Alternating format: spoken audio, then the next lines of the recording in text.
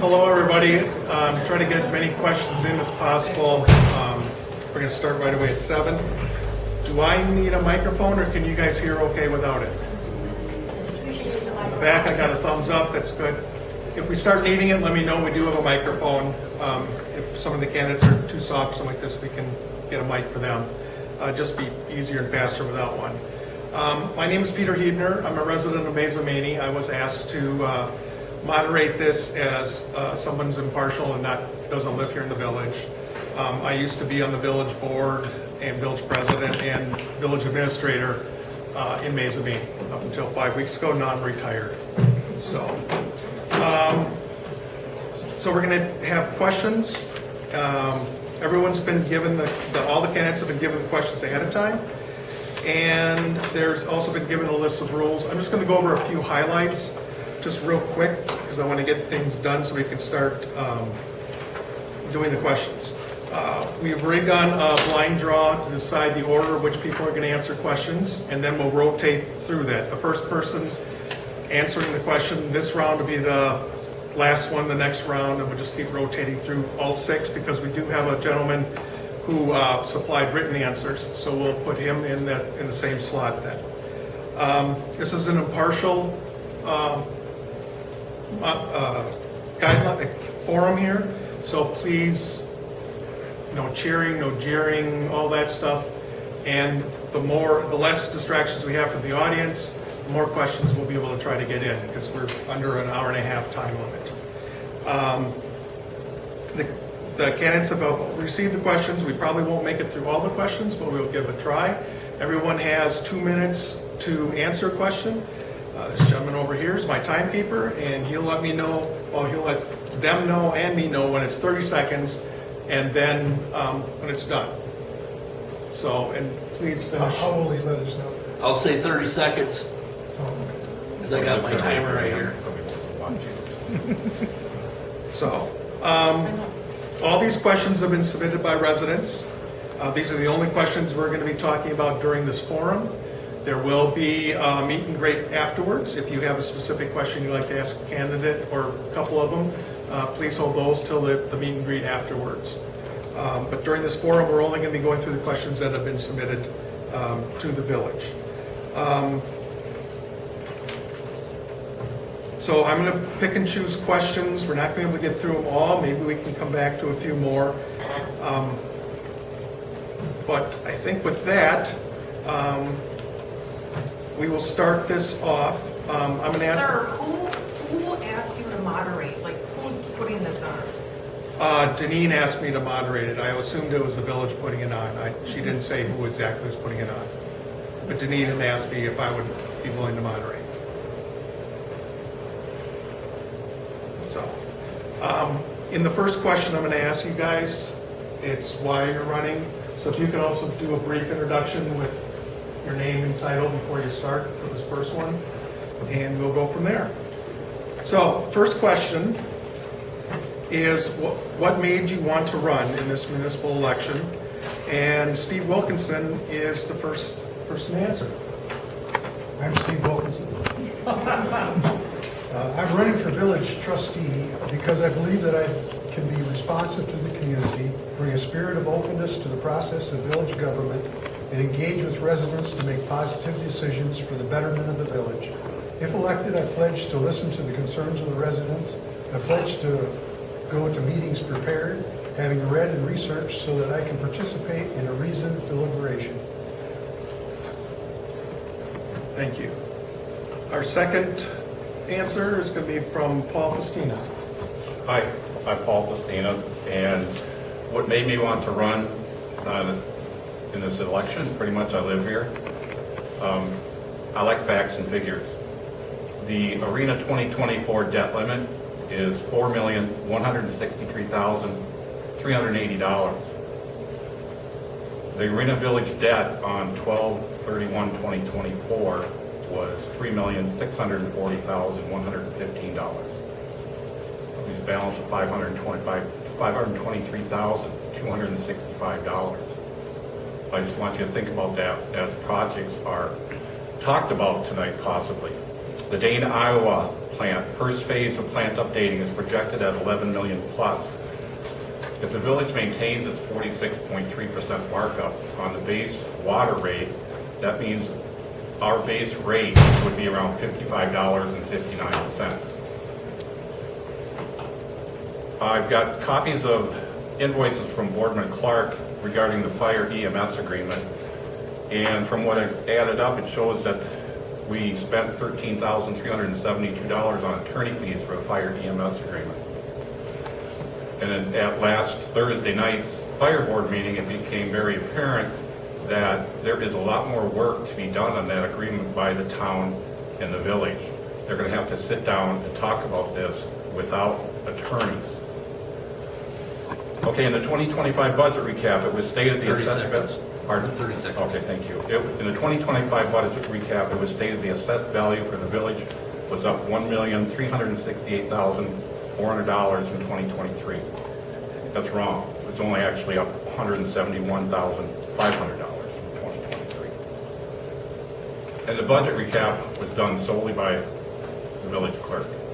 No help from the finance committee. Thank you. Thank you. And the next person up is Brittany Carney. Right, yeah, I'm Brittany Carney. Public speaking is not my strong suit, so bear with me a little bit. I'm a little nervous. I moved to the village in 2021. I have 2 small children, so just kind of getting acclimated, but I joined the board shortly thereafter.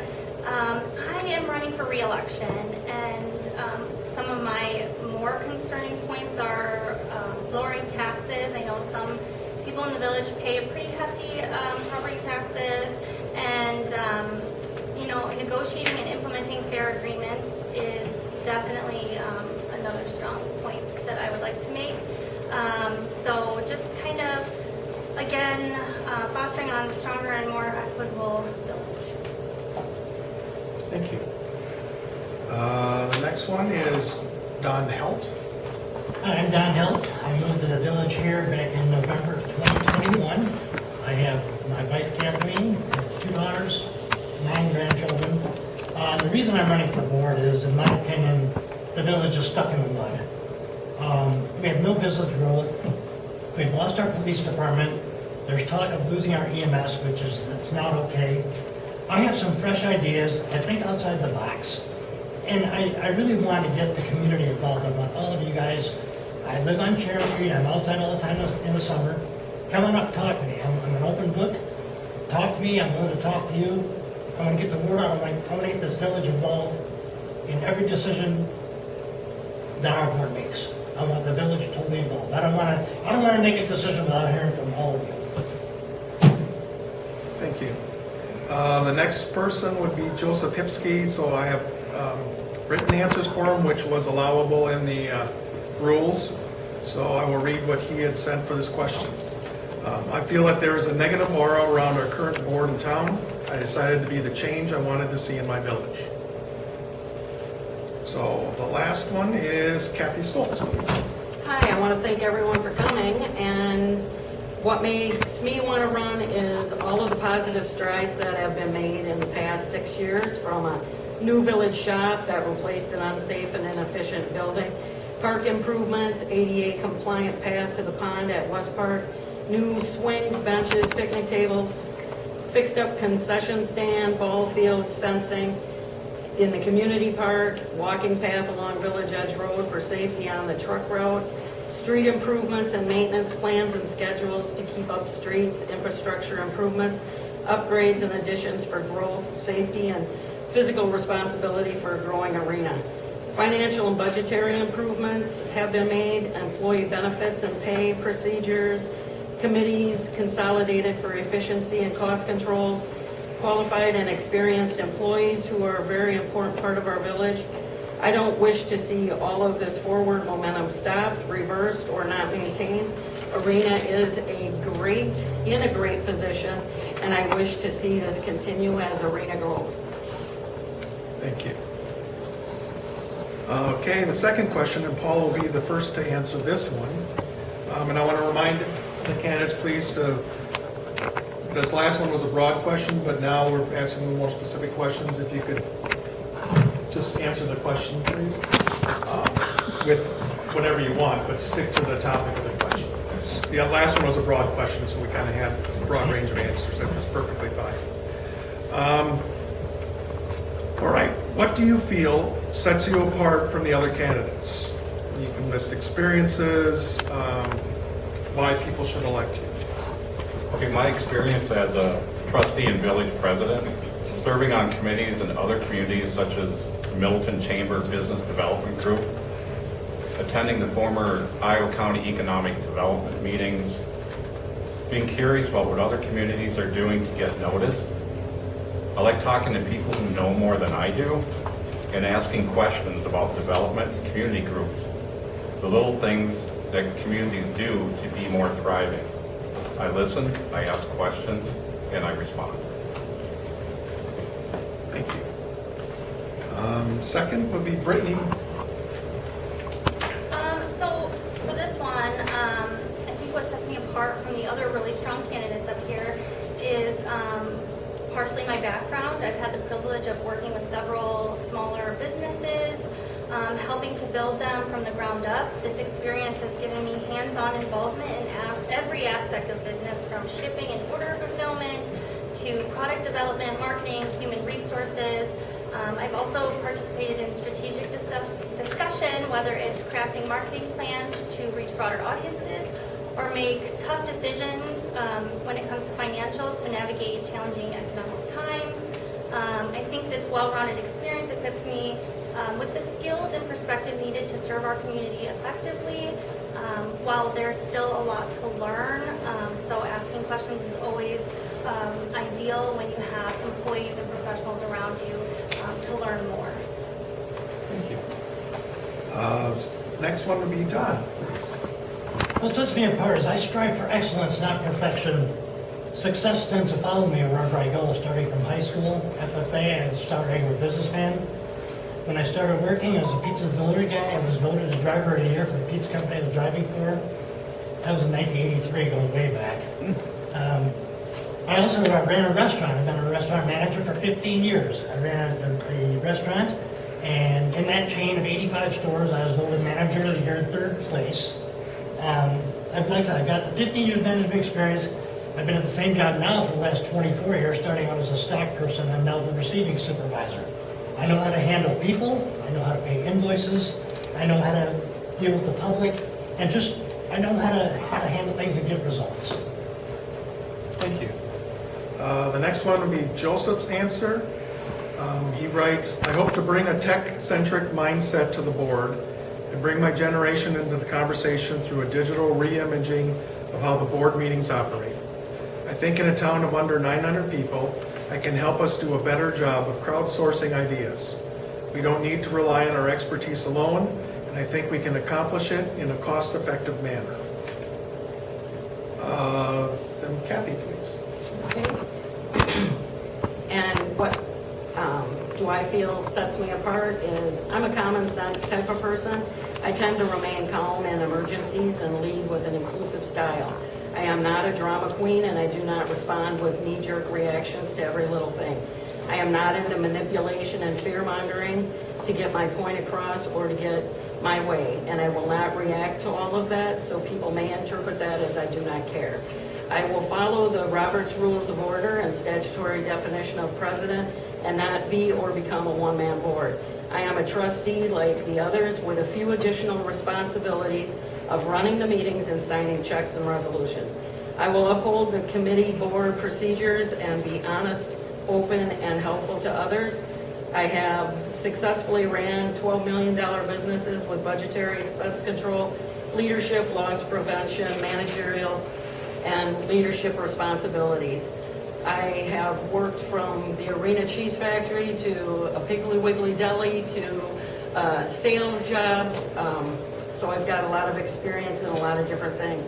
I will support our employees and not micromanage them. Their ideas, experience, and knowledge are valuable to the day-to-day operations and running of Arena. They are valuable to trustees and residents for this knowledge and help in policy and procedures, ordinances, and rules.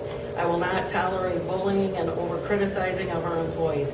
I have an innate desire to help people and will stand up for 30 seconds. residents and businesses with their issues and concerns, expose untruths and bullying, and bring fairness and justice for those who face it.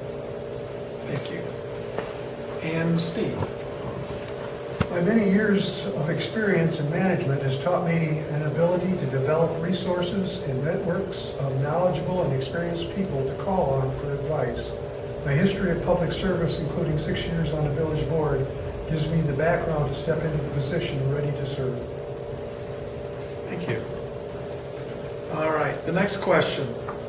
If elected, what do you plan to accomplish in your first 100 days?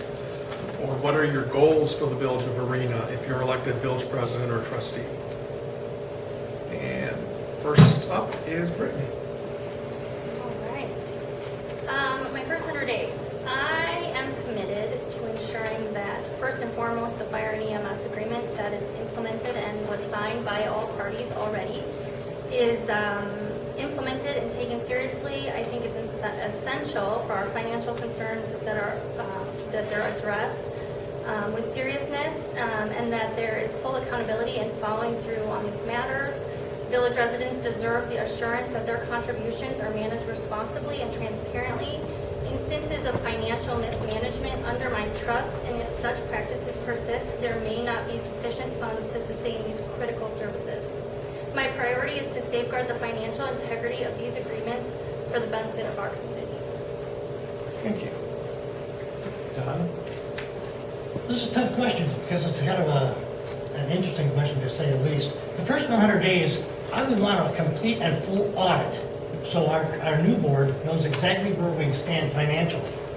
We need to get the word out to you, the citizens, the residents of this town, that you are important, that you are the most important thing that drives this village.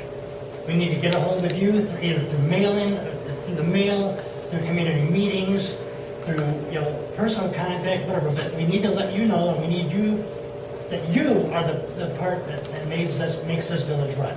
Without you guys, we can't do anything. We have to have your input and your feedback. Thank you. Then Joseph writes, please refer to the flyer put together in collaboration with Don, Steve, and Paul, which I don't have, so sorry, but that's the only answer he gave on this one. Kathy, please. If elected, I will ensure our new fire and EMS agreement is adhered to with all of the new oversight and accountability procedures. I will work on our social media and website for information access and ADA compliance. Much of our information is on our website and there for residents and businesses, easy access to policies regarding them. I feel the board and its information is very transparent. Financials are complete, audited monthly by committee, yearly by an accounting firm, and available to anyone through a public records request, and we won't charge almost $300 to get it like another board does. There is nothing hidden from the public. It is all there if you want to see it. Meetings are all open to the public. I encourage all residents to attend committee meetings where there is discussion and the research and information is looked at. This is the time and place for your opinions, input, and concerns. It is also where you will get firsthand information from those who are in the know and not secondhand or misrepresented or with an agenda elsewhere. Thank you. Steve, please. My highest priority is to make board meetings a friendlier atmosphere for residents to experience. I would insist that the board use audio equipment that is already in place, use a projector or move the monitor so that everyone can see the packet material under discussion, encourage citizen involvement by allowing questions and comments during item discussions, reorganize committees and reactivate the Public Safety Committee, familiarize myself with the village accounts and finances, and also would like to investigate youth summer programs. Thank you. And Paul, please. I'd like a full review of Robert's Rules of Orders and then the League of Wisconsin Municipalities offerings and the website, so trustees are on the same page as far as protocol and processes. Reorganize village committees, reinstate the Public Safety Committee. work to improve community involvement, use the audio system at Village Hall so people can hear what's being discussed, and move the existing monitor or use the projector so people can come and they can see exactly what the board's looking at. Financial review of all village accounts, which if the board changes over, that's not uncommon, that's a common business practice. Coming in, people want to know where the village stands. Same thing too, investigate doing a summer youth program. Let audience members ask questions during board deliberation of agenda items. You don't have to. We've done that in the past, and it'll happen again. Advocate to reorganize the Public Safety Committee to include citizens, and then they can go through the new fire EMS agreement, and then take that and sit down with the town and fire department and EMT department employees. And then begin long-range planning of the village wants, needs, and goals. Thank you, Paul. All right. What is your approach to handling controversial and complicated issues? So how would you handle conflicts of interest or other ethical dilemmas? And Don, you are first, please. First of all, I deal with things head on. I don't run from problems. I deal with things. You need to get all the facts from every angle possible. Talk to lots of people, get lots of different views. Everybody looks at things differently. The more people you talk to, the better decisions you can make because you're getting all the information you need. That's how I would do it. If there's any kind of conflict of interest, I would step aside and let the other board members and whoever's in charge, let them take care of that. Thank you. Joseph would be the next one, and he writes, I would advocate that board members dealing with conflicts of interest should recuse themselves from voting on issues that may disproportionately personally benefit from, but should still be included in the conversations. Kathy.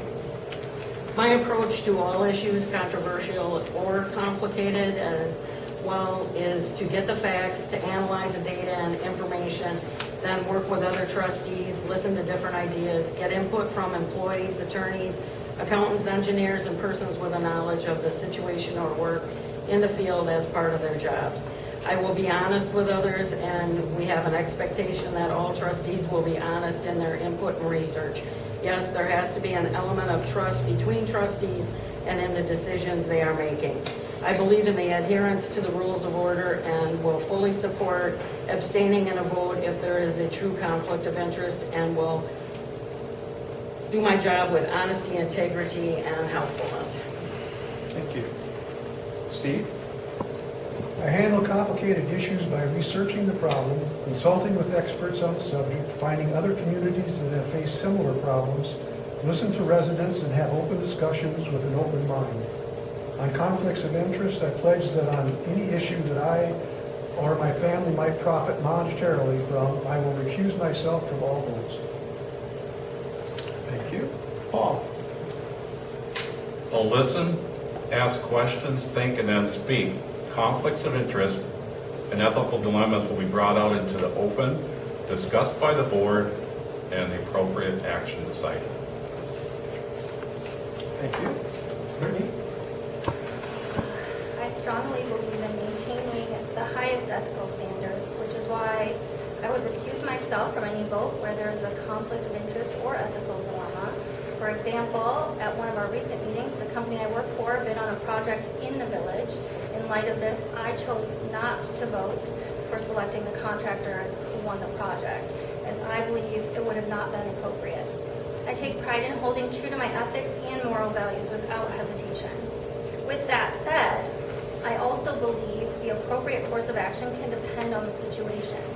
During the fire EMS discussions, our attorney strictly advised us not to disclose information during negotiations and investigations, which I adhered to. Part of electing individuals to governance is trusting them to make informed decisions on behalf of the community, even when all the details can't be openly shared. I will always address questions and concerns, even in challenging circumstances. Unfortunately, during recent issues, misinformation from external sources created confusion, and since no one approached anyone this kind of miscommunication can be really counterproductive and potentially harmful to decision-making processes. Thank you. All right, the next question. How do you plan to involve residents in the decision-making process in our village? And Joseph writes, currently village board meetings don't adequately address residents who come with concerns. I hope to help amend how the current board interacts with residents at meetings and to try to increase accessibility to people who can't make it by hosting meetings on Zoom or similar service. I also hope to leverage AI for note-taking and other recurring tasks to help automate processes. To represent them and make decisions on their behalf. There simply isn't enough time to include all residents in every decision, and residents don't always show up at committee meetings if they have something to share, and others show up all the time to be in the know. Boards exist to make those decisions. And I will work to encourage residents' participation at a committee level where the discussions, the research, and everything is looked at, and decisions for recommendations are then taken to the board. Going to the board and voicing a interest or complaint or whatever is a little late. So coming to the committees is the best thing. And the way to go about it is contact the clerk, ask to be your issue put on a committee agenda, and then come to the meetings and you will be able to discuss. So I encourage resident participation and will continue to, and I will also stand up with their concerns and bring them forward. Thank you. Steve? I would like to have community listening sessions where residents can give their opinions and comments. That, along with a more friendly environment at the village meetings, along with the ability to hear and see pertinent information, should make the decision-making process more transparent. Thank you. Paul? As stated before, let audience members ask questions during board discussion of agenda items. We're a village of 888 people. We're not Madison. Respond to emails, phone calls. If someone stops to talk to me, I'll talk to them if I'm in my yard. I've done it before. Listen, ask questions, think, and then speak. And anything a municipality does is an open record if it's not done in closed session. So any board member can talk about anything that's been done in open session at any time. Thank you, Paul. Brittany? I do think it's important to maintain open lines of communication through regular commission and board meetings. These meetings provide opportunities to engage with residents, answer questions, and address concerns. Beyond formal settings, I also make it a priority to connect with members of the community in their daily lives. Lots of neighbors. I like to go introduce myself. I often speak with residents, including those with younger children. I myself with 2 younger children, see people at the park and in sporting events. And they can't always attend the meetings because they do have little kids and it makes it a little bit more difficult. So ensuring that their voices are heard has also been a big priority. Don, please. When I get you involved, I have an open board meetings. You should be able to speak, and I mean speak, not just for 1 minute or 2 minutes, but speak until you get your point across. That is a must. I also I can't preach it enough that the community has got to be involved. And I'm gonna do my part to recognize you and to bring your concerns to the board, and we'll get it out there and get it discussed, and hopefully come to some kind of resolution. All the village residents are important to me. There's not one of you that's more important than anybody else. And I need all of you to work with me so that we can get everyone involved and make this the best place it can possibly be. Thank you, Don. All right, next question. How would you address issues of social inequity, discrimination, and ensure access to opportunities for all community members? And we are starting off with Kathy, please. I would welcome anyone and everyone to attend committee and board meetings, and welcome everyone to run for a position on the board or planning committee. And I will uphold all standards for equality and inclusiveness for everyone. Thank you. Steve? I would listen to anyone who has a complaint and deal with it in an appropriate manner, being respectful and using any and all resources that are available.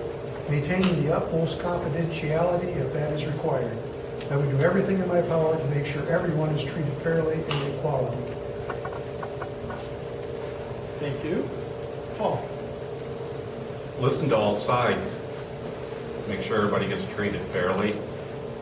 For people that, can't make the meetings, I agree, we need to do Zoom, use more technology. And as far as discrimination, the surveys done include everybody, renters, more than one person in the household. Thank you. Thank you, Paul. Brittany? So when it comes to inequality, discrimination, and making sure all community members have access to opportunities, I believe that ensuring ADA compliance according to established codes is essential in creating spaces where all community members can participate and thrive. By prioritizing accessibility in projects, we not only meet regulatory standards, but also foster an environment where every individual, regardless of ability, has the opportunity to fully enjoy and benefit from the resources and services our community has to offer. And some of those items being the ramp at the pond and certain items like that where everyone can really access those benefits. Thank you. Don? In my eyes, there's no place for discrimination or inequality. Everyone has an equal say. And I will not tolerate anything that anyone that doesn't preach that. I want everybody to be equal. And it just sickens me to think that there might be some people who discriminate or, I don't care if you're the green man from Mars. I'll listen to you, and your voice is loud. Thank you. Joseph writes, I would handle it on a case-by-case basis as the issues present themselves. I'm not proposing to solve the injustices of the world. I think I can help provide a positive environment for our small community. All right. Next round of questions. So we start at the top again with Steve. How would you foster a culture of collaboration and inclusivity in local government decision-making? As I've already laid out, I will use all the resources that are available to me and with openness of village meetings, foster a spirit of inclusion in the decision-making process. Thank you. Paul? Village Hall is a public place. It should be an open place for people to come and ask questions and be listened to. ACT meetings, it's an open format. Any meeting, if there's another group that wants to start up like ACT, go ahead. Because I understand board meetings can be intimidating for people to come and talk to. So people need to go where they're comfortable to talk. Listen, ask questions, think about it, and then speak. Thank you, Paul. Brittany? I do prioritize being open to discussions and input from community members. Since joining the board, I have observed a great deal of tension and hostility between parties, which has been a challenge for fostering collaboration. As both a resident and trustee, I made efforts to bridge this divide, including donating a large TV to put on the wall so everyone can see what we're looking at. While my intentions were genuine, my efforts were met with limited appreciation and did not succeed in reducing tensions as I had hoped. I firmly believe in going above and beyond for the benefit of the community, but I also recognize that it's not always possible to satisfy everyone. Despite this, I remain committed to promoting unity and continuing to seek opportunities for meaningful dialogue. Thank you. Don? The best way for collaboration is by working with members of the community and working with other board members. If we all work together, we can come to some kind of a resolution on whatever the problem may be. Thank you. Joseph writes, by extending accessibility, I think we can draw in ideas from the community. Not everyone is passionate about every issue, but everyone is passionate about something. If we can leverage AI to parse meetings and timestamp points in the conversation that may be of interest, providing a mechanism of digital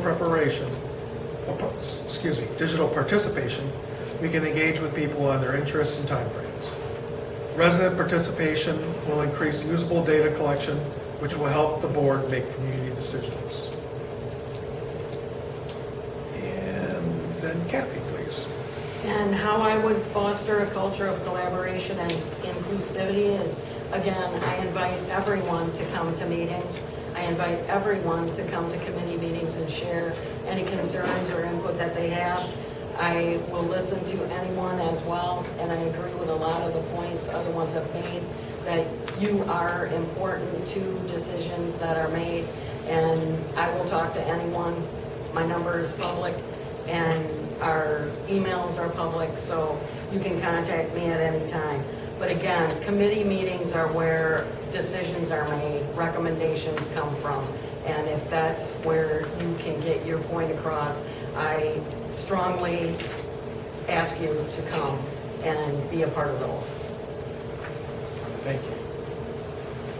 All right. Next question.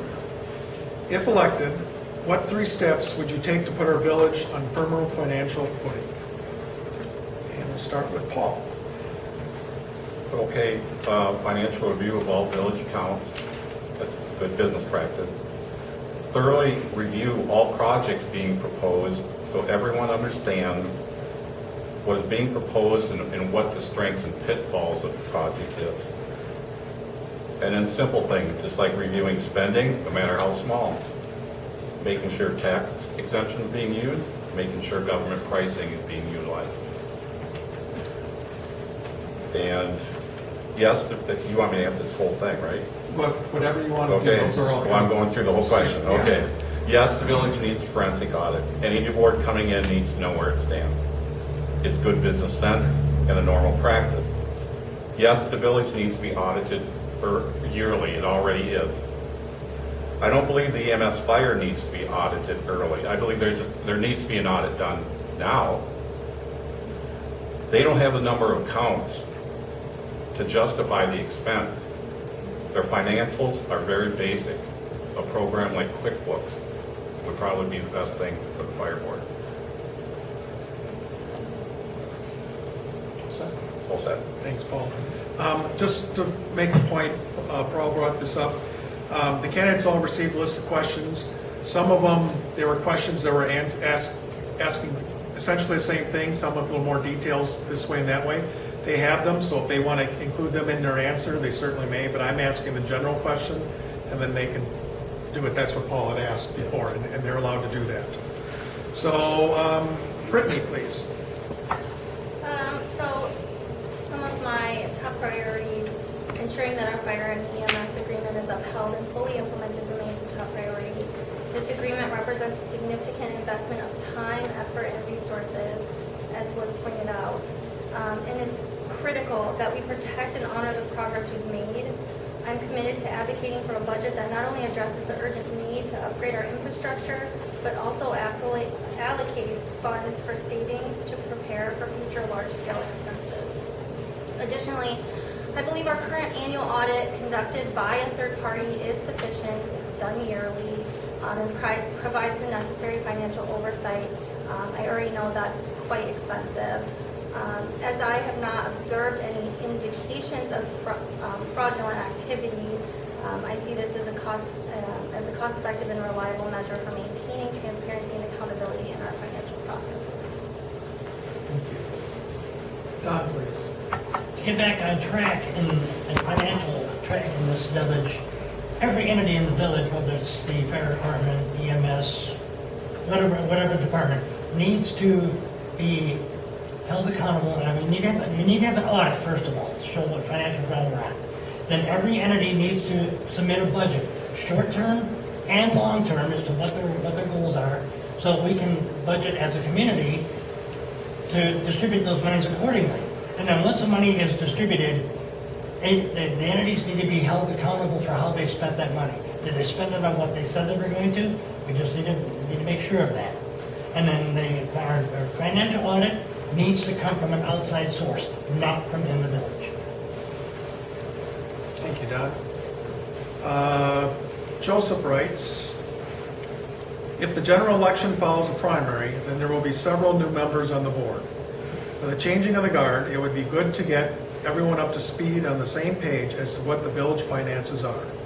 I personally don't agree with some of the ways money has been allocated, but that is something that can be discussed at board meetings among board members with increased informed input from residents.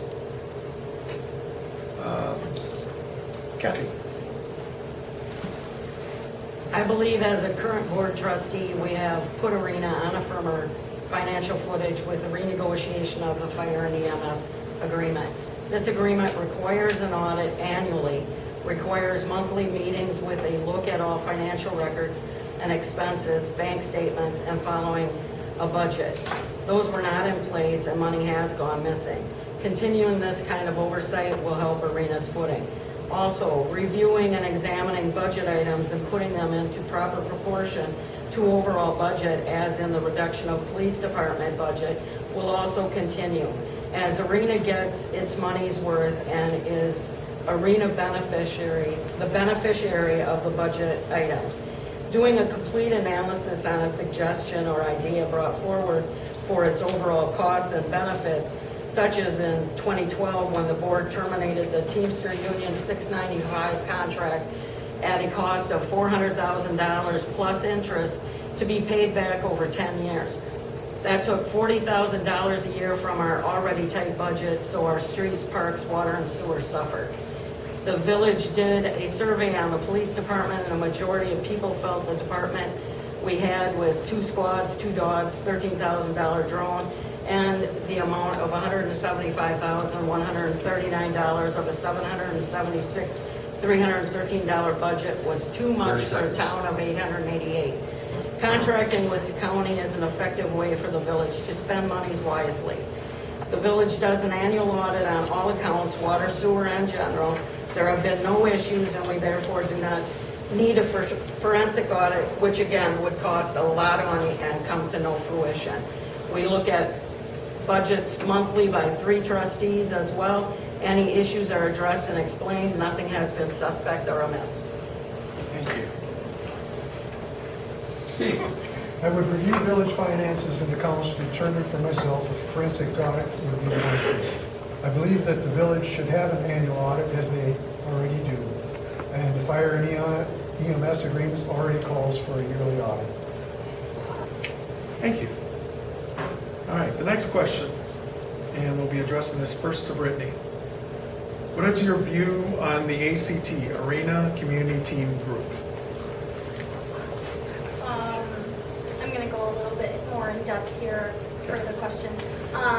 I'm not affiliated with the ACT community group, although I've been invited to attend their meetings.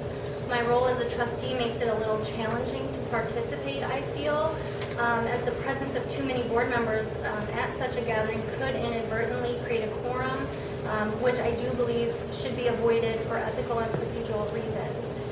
It's no secret that the leadership of the ACT group does not support my campaign. So that said, I believe that the ACT group may no longer remain active if they achieve their objective of taking over control of the board. While I respect differing viewpoints, my focus remains on serving the community with integrity. Thank you. Tom? I have no problem with that. They're members of the community just like the rest of us are. They have concerns just like the rest of us do. It's just they get together and they talk about it. It's an open book, and everyone's welcome. You're not a member. You don't have to be a member to come to these meetings. Everyone's welcome. So I don't have a problem with it. And and everyone's free to join the conversations without any. You can say whatever you want and speak your piece. And sometimes we all agree to disagree. We don't always agree on everything, but that's why it's such a beautiful thing to be able to get together and just say, hey, I want this, or no, that's not a good idea. And it's just a wonderful thing to get together and just. I wish more people would attend the ACT meetings. It's a wonderful thing. It's an open book for everyone. Thank you. Joseph writes, my understanding is the ACT is a group of residents that get together to brainstorm ideas for community involvement and improvement. ACT is not a government entity. It's just a group that connects over a common cause. I don't see a reason why they can't be more involved in village ongoings as long as the two interests align. All right, and then Kathy, please. My view of the ACT community group is that as it may be noble in spirit and idea, it is reckless and misleading in action sometimes. First of all, it is said to be for the entire community, and the questions asked of us in this forum are like, who are the core members? What is the purpose of the ACT group, and are you a member? Makes it sound like a membership of like-minded individuals where the discussions are always going to be slanted to that core group's agenda. Also, people ask why all board members don't attend. Truth of the matter is that they cannot, as Paul, Becca Raven, and Matthew know, because that would be a quorum of the board, which is not allowed. It would seem that knowing it violates rules, they would stop saying it is a community and everyone can come. If they were to agenda the ACT meetings, you might as well call it a board meeting, and we already have those committee meetings that all of the community can attend and discuss things. Technically, if two trustees from a committee attend and discuss village board business, that is a quorum as well and is illegal. So I believe it is a campaign platform and skewed to those core members' agenda. I also believe it is and will continue to be a fear-mongering, misleading discussion. Again, I say attend a committee meeting, get your issues 30 on the seconds. agenda, come to discuss where you can get firsthand information by people who can do something about it. Thank you. Steve? I believe that the ACT group has promoted community activities, lobbied for transparent village government, given the residents of our community a place to voice their concerns and opinions, brought in guest speakers including the Iowa County Administrator, Iowa County Sheriff, RV Housing Coalition, Dane Iowa Wastewater Commission Representative, Arena Food Pantry, Arena Fire and EMS, Arena Police Department, and all in 14 months that the group has met. I'm a core committee member, and I believe that the group can promote and foster a sense of community that no other organization can. If I am elected to the village board, I will resign as a core committee member, but continue to attend in a listening role only. The group has potential to strengthen the sense of community and encourage greater participation. Thank you. And Paul, please. Board members can attend ACT just like there's board members here tonight. All you have to do is post it. ACT's been doing good things, like Steve said. Larry Berkey, Iowa County Administrator here, he went over the county budget.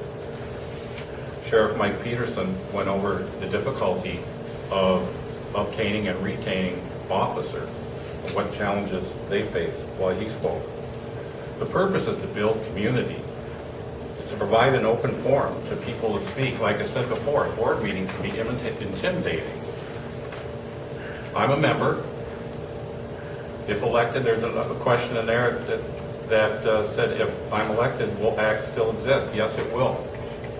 If elected, I will go to ACT meetings to listen, but I won't be a part of ACT anymore. Somebody else can take it. It's a good group.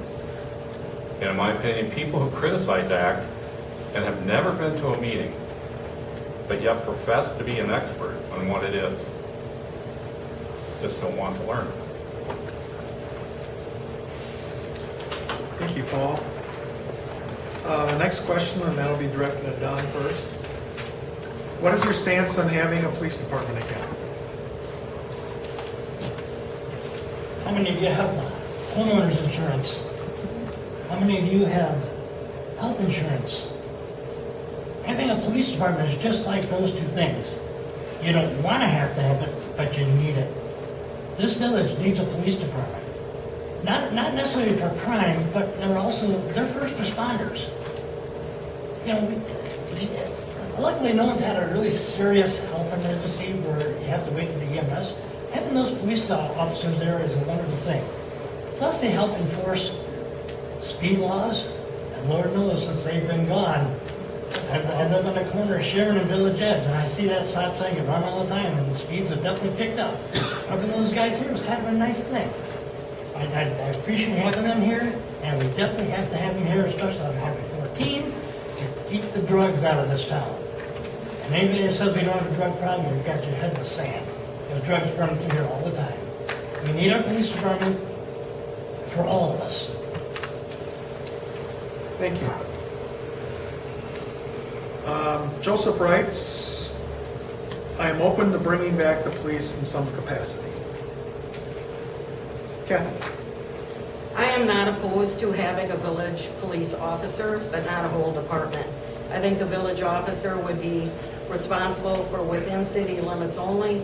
Calls for township and farther can be answered by county. If our officers should need to cover an emergency outside of arena, the entity making that request pays the wages for that officer as they will be deputizing them for their jurisdiction. Thank you.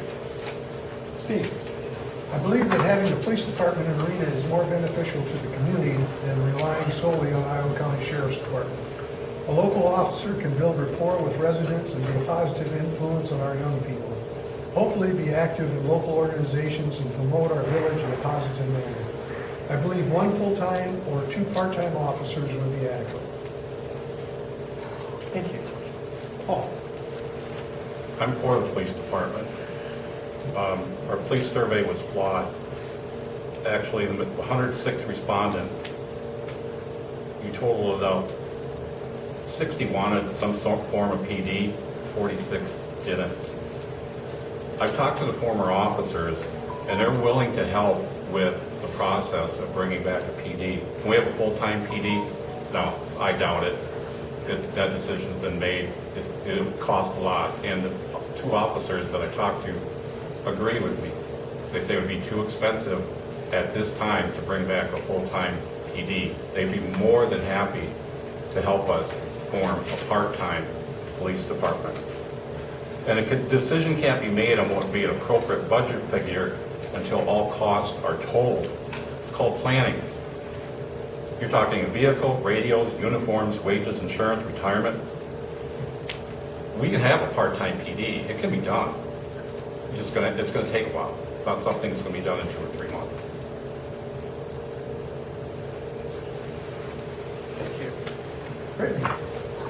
I initially had no significant concerns with our police department, aside from a few questions that popped up here and there during monthly board meetings. However, when our previous officers unexpectedly resigned, it raised additional questions and concerns. I do not support reinstating the previous police force or reestablishing the same structure that we had before.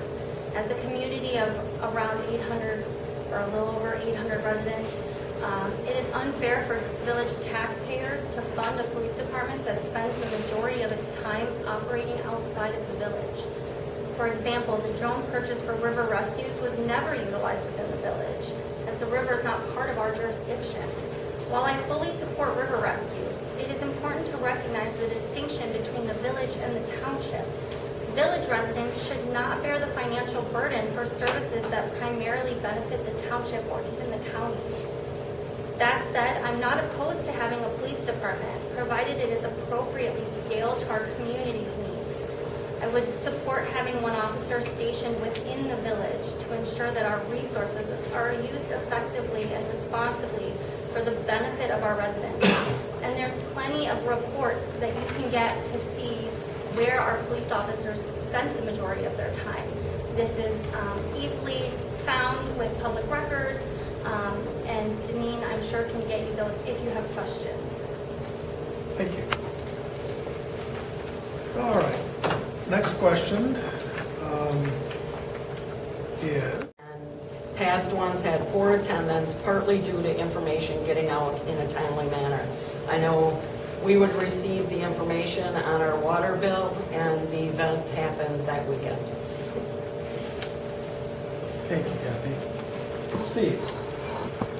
I believe that cleanup day was a valuable service for the residents. The availability and cost of a contractor along with village employee wages would have to be weighed against the value of the service. Thank you. Paul? Yeah, I'm in favor of it. Same thing, weigh how much it costs. I would even work it. I worked the cleanup days in the past. I helped. But yeah, I'm in favor of it. Thank you. Brittany?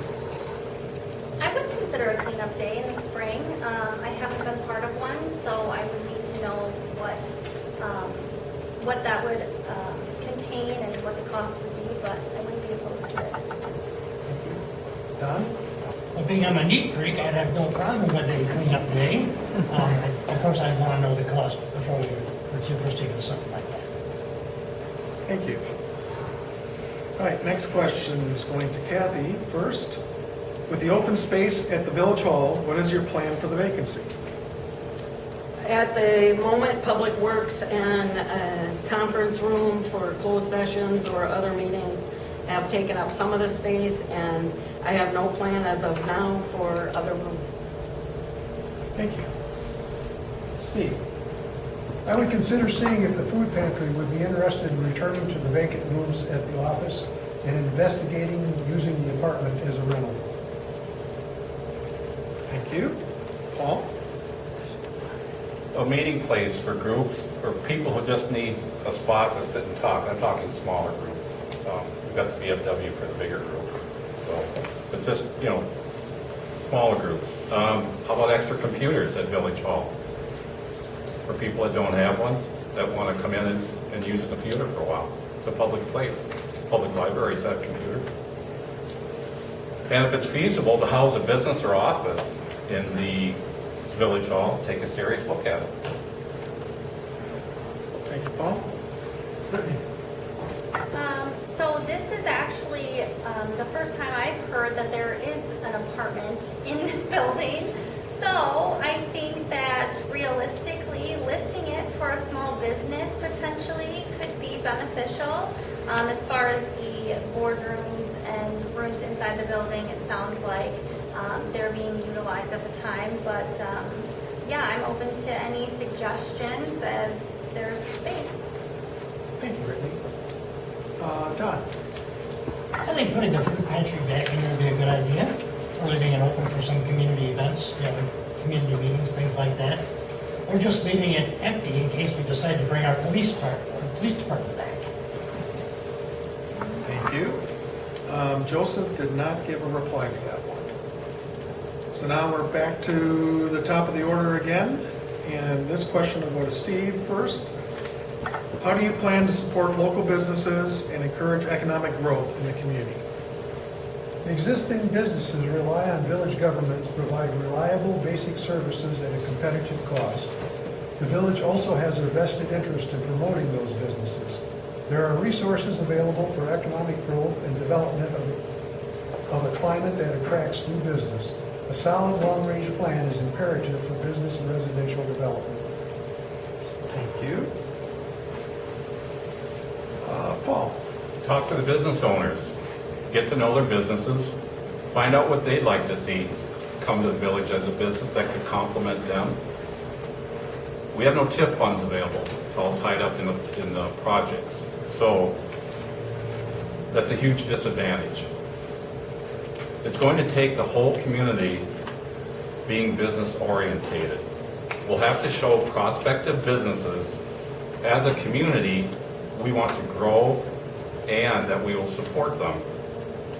Right now, it's the only way I can think of it, overcome the fact that we don't have any money incentives for them. Basically, just do the small things, because the small things are going to add up to something big someday. Thank you. Brittany? While I appreciate all the business that is in town and try to frequent them as much as possible myself, I would be thrilled to see new business come to Arena. They bring opportunities for growth and vitality to our community. However, I do believe this is more of a complex issue that requires careful consideration.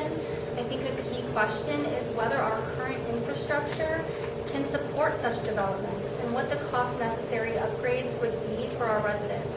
For instance, accommodating a business like Vortex would require major infrastructure improvements. Would we be able to sustain that type of business? What type of business could we sustain? While I'm open to exploring business opportunities, I firmly believe this should not come at the expense or burden of our residents with unaffordable property taxes, with some residents already paying $6,000 to $7,000 in annual property taxes to live in the village. I think we must strike a balance that fosters economic growth while protecting the financial well-being of our community that lives here now. Thoughtful planning and collaboration are critical in achieving this balance. Thank you. Don? We need to find out from our current business owners in this town what brought them here, what made them want to start a business here. Get some feedback from them. I've already been talking to some other businesses from other towns about, hey, Arena could really use a business like this. But, we need to make this town very friendly for a business to want to come here. We've got US Highway 14 running through here, so there's plenty of traffic coming through. But we have to make sure that they have that we make it so they want to come here. Thank you. Joseph writes, I aim to focus on what makes Arena attractive amidst its neighboring towns. We are a small bedroom community. I think we should lead into that. Let me just make sure you didn't have something in the last one. Okay. Kathy? In my research for the responsibility of a board to this matter, we as a board are to maintain a good and sufficient infrastructure for future growth and business retention. We have done this with the second well, the improved lift station and upkeep of the water tower, the lining of the pipes to stop infiltration, and the street improvements with maintenance schedules on it all. In relation to what Paul said about the TIF district, the TIF district closed in 21. If we did not use the funds that were remaining in that, we would have lost them. So those were applied to the projects we were doing, which helped keep the cost down to the village residents. Ensuring the comprehensive plan is completed and updated in a timely manner and not let go for years, and making sure that that is there, because new businesses cannot come to Arena if the comprehensive plan is not put forth with the idea of where different businesses can go and things like that. So the planning committee is a big part of that as well. The village is not a developer. We do not buy land and hope a developer or business will come. They will come if they know Arena is open for business and not all closed down, problematic board of the past that if you weren't their type of business, we didn't want you here. Many businesses and owners from other communities have mentioned this kind of attitude from Arena, and were badgered and constantly harassed.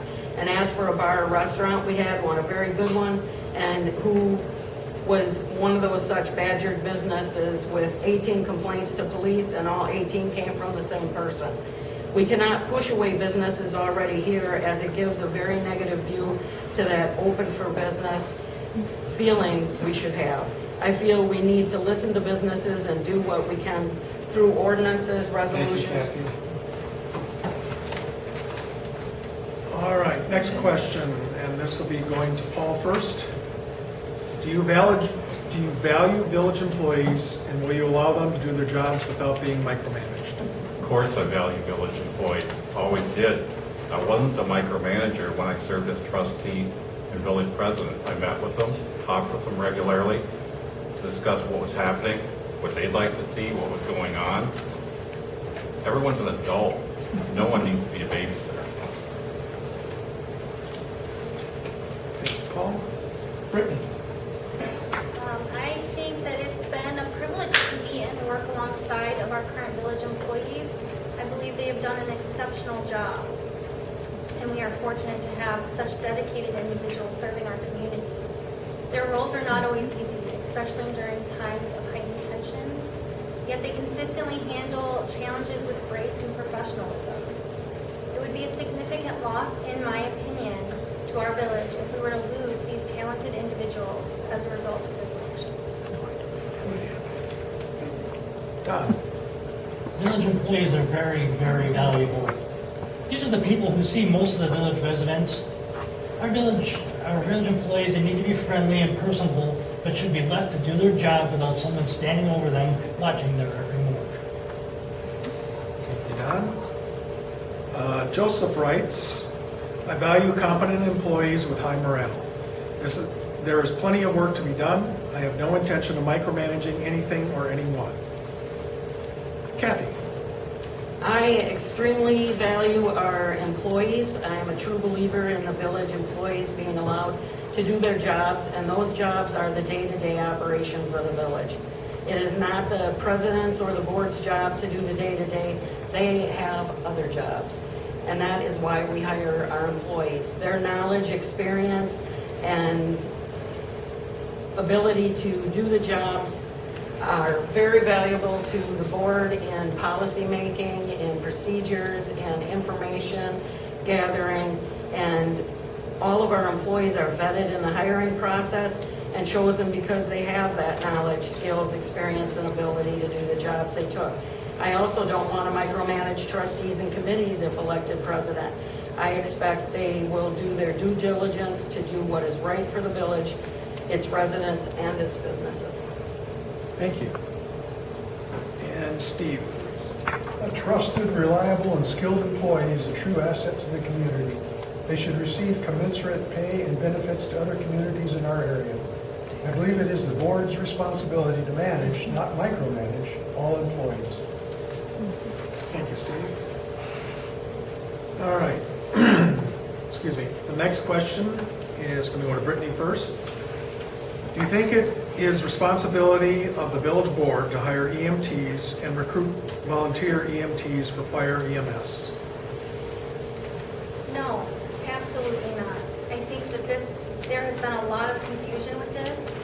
Recruitment is primarily the responsibility of the fire board, supported by the full-time employees that we pay under assisting the fire board, of course, direction.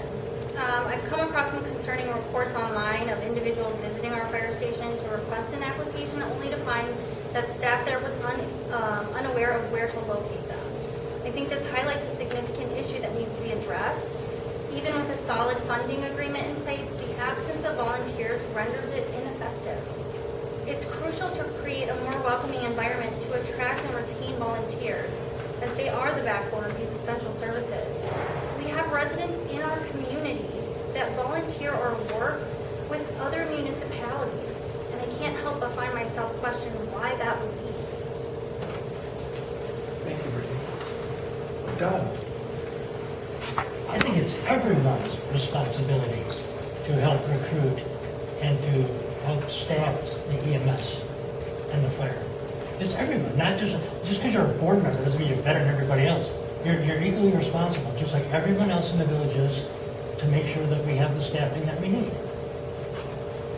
Thank you, Don. Joseph writes, I think we have a joint interest in protecting the assets and residents of our village. Curating a positive relationship with our public services by working together is a net good. Kathy, please. Is it the village's board's responsibility to hire EMTs and recruit EMTs for fire? I believe no. This is the responsibility of the fire and EMS board, but we as residents and people of the village should be open to speaking to everyone we meet about the opportunities we have here in the village. Thank you. Steve?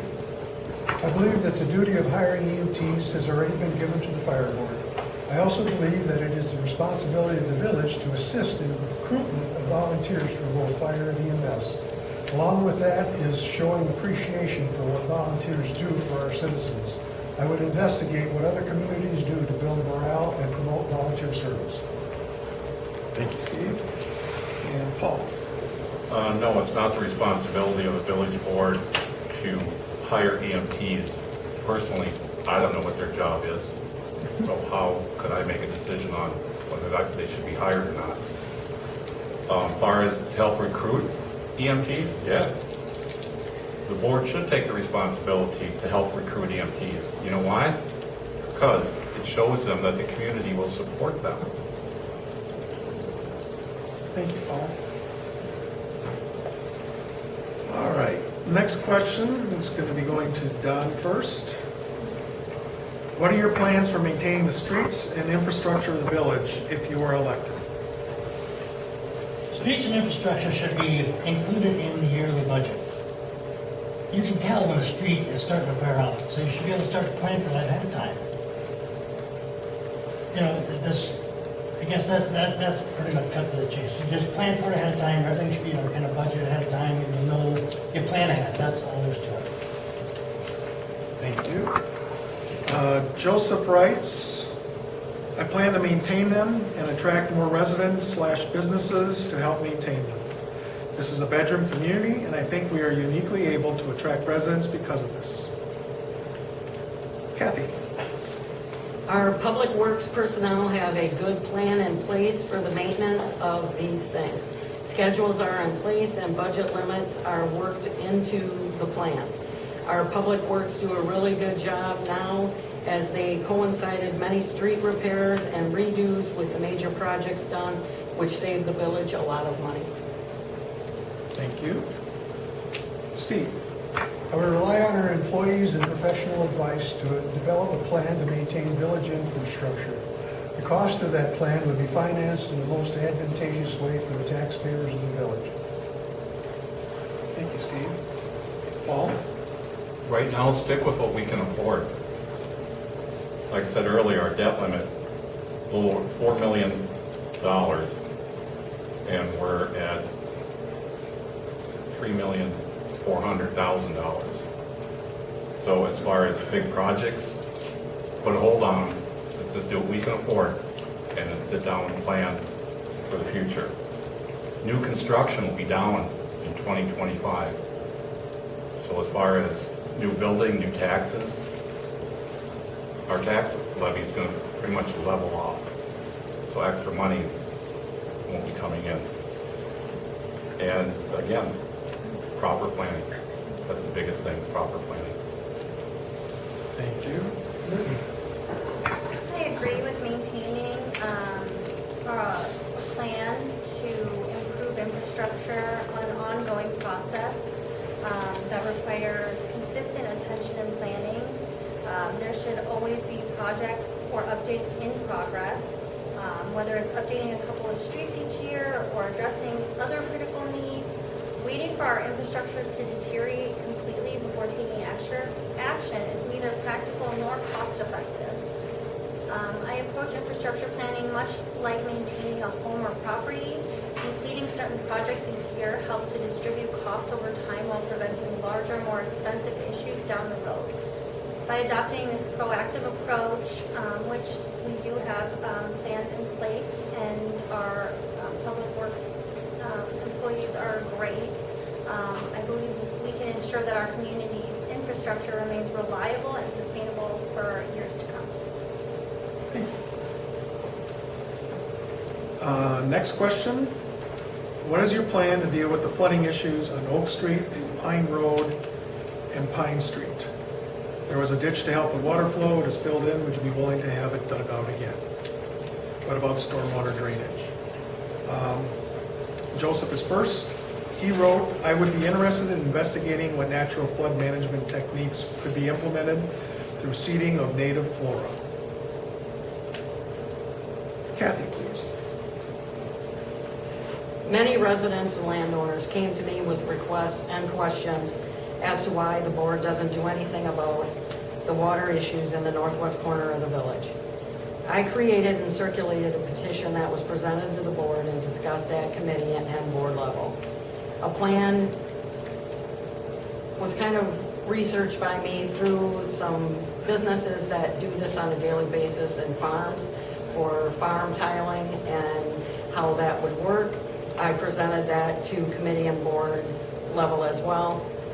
Plan by MSA is being done on options for something to be done that is different from options discussed in the past. What happened in the northwest corner would be comparable to the drainage being taken out of a new development and the detention ponds filled in by the village and then nothing done to replace or fix the issue. Residents just left to suffer. The ditch was there, it was allowed to be filled in. There was a culvert that was taken out by the village and never replaced or updated after a tractor tipped over in that, killing the person driving. That was many years ago, but as the weather and everything gets worse, the flooding gets worse, and people in that area sit for 2 to 3 years with water standing in their yards because there is no flowage of 30 seconds. stormwater or anything else that leaves those blocks. Thank you. Steve, there already is an engineering firm commissioned to study the problem. If a ditch could solve the problems, I would support it. But I believe the water problems are much more complicated and costly than that. All development must include plans to deal with stormwater drainage and, as in this case, high water tables. Thank you, Steve. Paul? It's tough. The issue is groundwater. The issue isn't stormwater. Stormwater becomes a problem because of the groundwater, but the issue is groundwater. As far as the ditches, I questioned where was the ditch? Where did it start? I mean, we all pretty much, there was a ditch, we probably ended at the, what everybody calls the FEMA ditch. I'm not against looking at a solution, but facts need to be presented through thorough cost planning, the designation of who will pay for what, because residents in an area are going to have to pay for some of the costs of that through a special assessment. And how long will the payback take? That's it. Thank you, Paul. Brittany? So from my understanding, like it was already mentioned, this was kind of a case of there was a ditch and it got filled in, so now there is no ditch, which in my mind is different than being in a floodplain or a flood zone. So I am interested in hearing out the engineers on what they have to say about this and what could be a potential fix. I don't think it's fair for these residents if they had drainage and it was filled in. I think that flooding and no drainage are two different things. So I would be open to hearing what the engineers say, and I agree it's going to be a cost thing. We've got to weigh out all the options and figure out what to do about it. And Don? Years ago, I bought a piece of property out these mills, and I was on some low land, and I had a real problem with water. And the county told me, well, you can put a culvert in, but you are going to maintain that culvert. We are not. The taxpayers in the county are not going to do it. You're going to maintain it. Water runs downhill. Water will run to the lowest point. It doesn't make any sense to have property, houses, or anything else where there's going to be flooding. You know, it's a life lesson learned. You're there, you're kind of stuck. What are you going to dig a ditch just to have it filled back in by Mother Nature? That's what's going to happen. So you can't fight Mother Nature. So I wouldn't do anything because I'd be a big waste of money is all it would be. Thank you. Last question for the group, and then we'll have closing statements. Why do you think Arena can't keep a bar and or restaurant in the village? And Kathy, it's your turn, please. There could be many reasons why a business doesn't succeed and leaves the village, from mismanagement to public outcry and public avoidance. The village board cannot control a business's profitability or popularity, but it can ensure ordinances and licensing is not prohibitive to their doing business, and as long as they abide by such ordinances and laws, they should not be harassed by board or board members who just don't like them or their kind of business.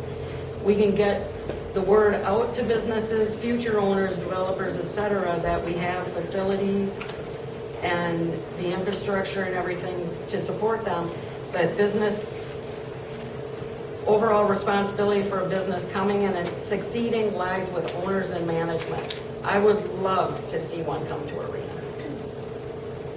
Thank you.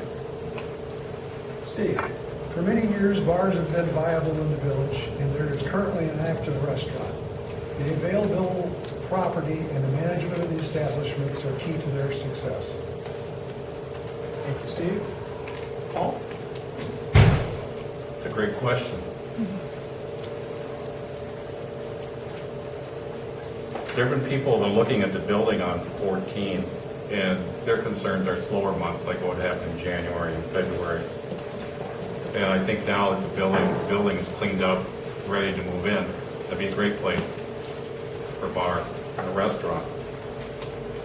but a lot of misunderstanding about the other issue that was brought up, and I'd be more than happy to talk to people after this is over about it if you'd like to.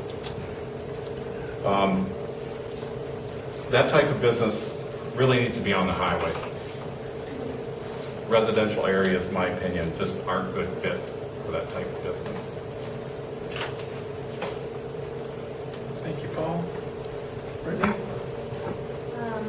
I wasn't a resident, nor did I live in the village when there was a bar or restaurant, so I'm not super familiar with the challenges these businesses faced in the past.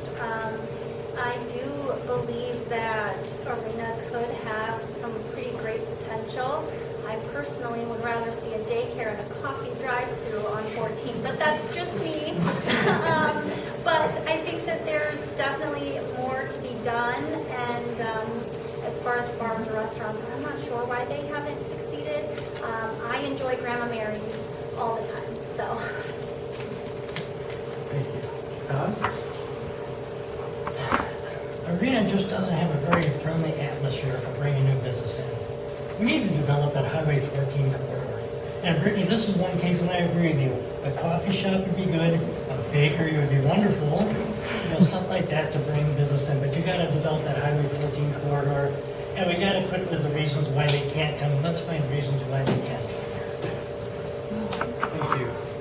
And then Joseph writes, I hope to be a part of the change to remedy that. So that's the end of the questions that were submitted that we'll be going over tonight. Each candidate is allowed 90 seconds for a closing remarks. What I first wanted to say is to all five of you, I really appreciate the effort you put into the answers. You stuck to the subject at hand, made it really easy to get all the questions in tonight, and I really for our closing remarks. And Steve, you have 90 seconds. I believe that the village board needs to have a change of attitude on discussion of issues and involvement of the residents. Being open to questions and ideas is vital for transparent decision-making. Coming to a meeting with an open mind and not deciding before discussion is even held shows that the residents' views are being considered. If elected, I will do my best to improve the openness of meetings and pledge that I will answer questions or find answers if I don't know them. I will check and answer emails, be willing to listen, and with an open mind to all opinions. Please vote for me on April 1st. Thank you, Steve. Paul? I didn't prepare for this question, totally forgot about it, so this is going to be off the cuff. Yeah, our village government needs to be more open and inviting. As a former president and trustee, and residents also need to come to meetings. They need to ask questions. It is frustrating for board members to go to a board meeting and there's no one there. And we need you guys. The village board needs you residents. You residents actually run the village. You just need to use your power, if you want it, for lack of a better word. And let board members know what you like or dislike. You can't be afraid to talk to any board member. It's what are they going to do? They don't listen to you. You grab them by the neck, turn around, say, hey, 30 seconds. you're elected. Listen to me. Thank you, Paul. Brittany? So this has been a really interesting experience for me. I think that there's a lot of different personalities, and I think that's what makes the world go round. However, I personally do feel like being on the board, sometimes it's a thankless job, which is okay.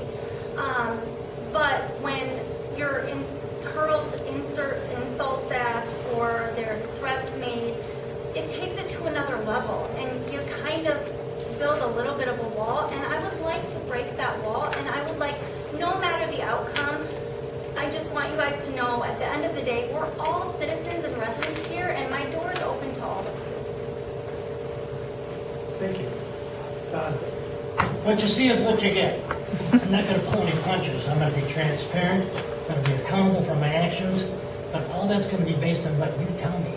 I'm gonna make a decision based on what I hear from the village. If I hear from 3 people, I'm assuming that's how all of you think. So make sure that everyone gives me their feedback, and I really will appreciate your vote, and I go first. Thank you, Don. Joseph did not prepare closing remarks, so we will go with Kathy next.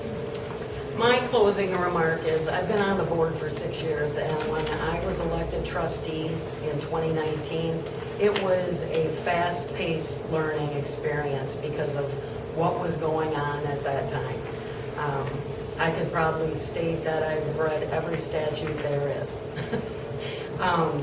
I also come with a common sense approach to things. You as the residents are important to me, and I do believe I have a more positive outlook on where we're at and where we sit as a village. There's a lot of work that has been done by everyone, our employees, our board, our committees, our residents have helped. I find that we're sitting in a really good position financially and with ordinances in place and things in place. Our infrastructure has been corrected and improved. So I want to see that continue, and I do hope that you will vote for me for president. Thank you very much. Well, I'm saying thank you. I want to thank all of you here for coming. It's really wonderful to see people involved in the communities, finding out what the candidates have to offer so you can make an educated decision at the polls April 1st. Please vote. It's really important. And thank you very much for coming. Thank you, candidates, again. There's a meet and greet afterwards. If you have specific questions of the candidates, please corner them and find out what they think.